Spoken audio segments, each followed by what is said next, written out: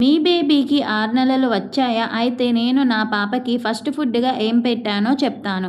మొదట సింపుల్‌గా రైస్‌తో స్టార్ట్ చేశాను. దాని తర్వాత రైసు ప్లస్ పెసరపప్పు ఉగ్గు తయారు చేశాను.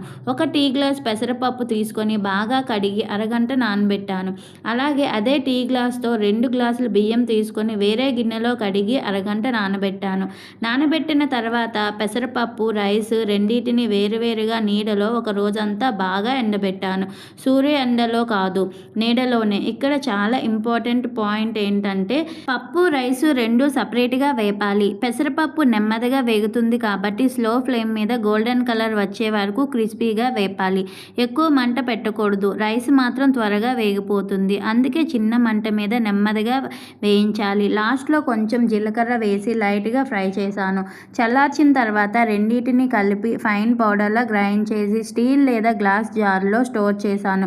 ఒక వారం వరకు యూజ్ చేస్తాను. పెసరపప్పు ప్రోటీన్ ఇస్తుంది, రైస్ ఎనర్జీ ఇస్తుంది, జీలకర్ర డైజెషన్‌కు హెల్ప్ చేస్తుంది. అన్ని పప్పులు ఒకేసారిగా మిక్స్ చేస్తే బేబీకి డైజెషన్ ప్రాబ్లమ్స్ రావచ్చు.